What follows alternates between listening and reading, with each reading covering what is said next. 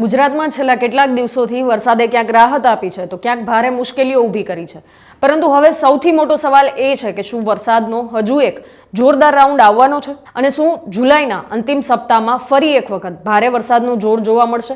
અને આટલું જ નહીં, હવામાન નિષ્ણાંત આંબાલાલ પટેલે તો ઓગસ્ટ મહિનાને લઈને પણ મહત્વની આગાહી કરી છે. તેમના જણાવ્યા મુજબ ઓગસ્ટ મહિનામાં અણધાર્યો વરસાદ પણ પડી શકે છે અને સમગ્ર ઓગસ્ટ દરમિયાન સારો વરસાદ રહેવાની શક્યતાઓ પણ છે. પરંતુ વાત માત્ર વરસાદની નથી, ખેડૂતો માટે પણ તેમણે ખાસ સલાહ આપી છે કે વરાપ ક્યારે કરવું, કયા નક્ષત્ર દરમિયાન કૃષિ કાર્ય ટાળવું અને કયા સમયનું પાણી પાક માટે લાભદાયક ગણાય. આ તમામ મુદ્દાઓ પર આંબાલાલ પટેલે મહત્વપૂર્ણ આગાહી કરી છે. ત્યારે ચાલો હવે સીધા સાંભળીએ હવામાન નિષ્ણાંત આંબાલાલ પટેલ શું કહી રહ્યા છે. હમણાં વરાપ થવાની શક્યતા રહે છે. લગભગ ઉત્તર ગુજરાત, મધ્ય ગુજરાત, પૂર્વ ગુજરાતના ભાગમાં વરાપ વહેલી થવાની શક્યતા રહે છે અને સૌરાષ્ટ્રના કેટલાક ભાગમાં પણ વરાપ થવાની શક્યતા રહે છે. સૌરાષ્ટ્ર, દક્ષિણ ગુજરાતમાં કદાચ મોડી વરાપ થઈ શકે. વરાપમાં કૃષિ કાર્યો કરવા માટે લીલામાં કૃષિ કાર્યો કરવા સારા નહીં, કારણ કે આ પુનર્વસુ નક્ષત્રમાં વરસાદ થયો છે, જેનું પાણી સારું ગણાતું નથી. અને જો વરાપ વગર લીલામાં વાવેતર કરવામાં આવે તો પાક પીળો પડી જતો હોય છે, એટલે વરાપ થઈ કૃષિ કાર્યો કરવા સારા રહે. આ ઉપરાંત તારીખ 13થી લગભગ 16-17 સુધીમાં ગુજરાતના ભિન્ન ભિન્ન ભાગોમાં લોકલ સિસ્ટમોના કારણે વરસાદ થવાની શક્યતા છે.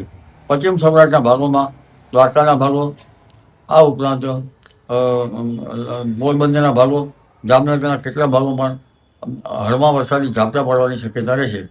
તદ ભાગોમાં વરસાદની ખેંચ વધુ છે. સૌરાષ્ટ્રના અન્ય ભાગોમાં પણ ક્યાંક વરસાદી ઝાપટા પડવાની શક્યતા રહેશે. લગભગ 1 ઇંચ જેવો કે તેનાથી ઓછો વરસાદ થવાની શક્યતા કોઈ ભાગમાં ગણી શકાય. કોઈ ભાગમાં અઢારું વરસાદ થાય તો વધુ પણ થઈ શકે.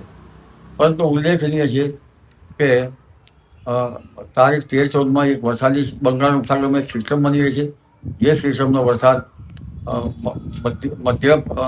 દેશના મધ્ય ભાગમાં થઈને ઉત્તર ભારત તરફ જવાની શક્યતા રહે છે. જો કે તેનો માર્ગ ગુજરાત તરફ આવે તો ફરી પાછો વધુ વરસાદ થઈ શકે. પરંતુ આ વરસાદના કારણે તારીખ 17થી 20માં ગુજરાતમાં વરસાદી ઝાપટા પડવાની શક્યતા રહેશે. જો વાહન ગુજરાત તરફ આવશે તો કેટલાક ભાગમાં ભારે વરસાદ થઈ શકે.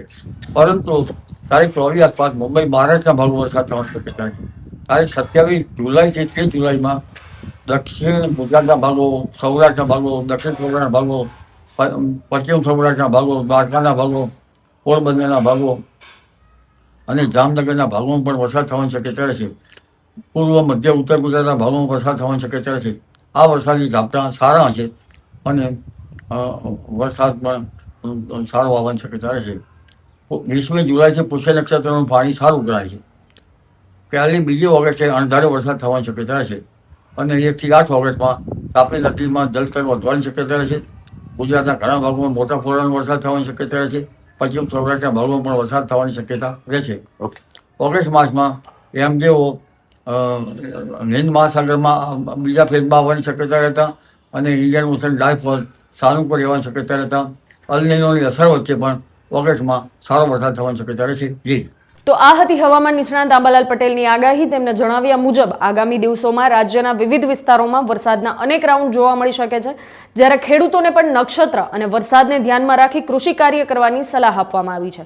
જોકે હવામાનની સ્થિતિમાં સમયાંતરે ફેરફાર થઈ શકે છે, તેથી સ્થાનિક હવામાન વિભાગની તાજી સૂચનાઓ પર નજર રાખવી જરૂરી છે. વરસાદ અને હવામાન અંગેના દરેક મહત્વના અપડેટ્સ માટે જોડાયેલા રહો સ્વરાજ સાથે.